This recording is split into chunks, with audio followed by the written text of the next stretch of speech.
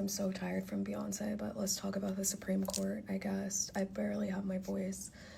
There's going to be a lot of TikToks that are going to be coming out talking about the fact that the liberal SCOTUS justices sided with the Republicans today in a very, very big deal decision about Trump's ability to reorganize and shrink the federal government.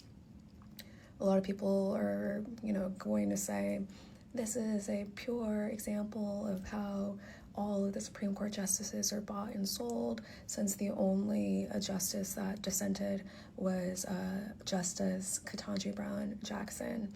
But let's take a second to actually talk about why the liberal Supreme Court justices sided with the conservative justices and how that's actually a legal tactic to try to constrain the conservative justices from unleashing hellfire on us. When the Supreme Court hands down a decision, it's not just about who wins the case. What is said in the majority opinion, it becomes precedent.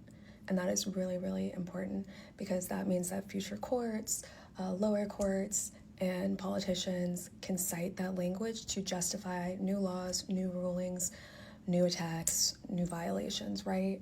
So sometimes a liberal justice will vote with conservative justices to try to actually provide constraint because they have input on what goes into the decision.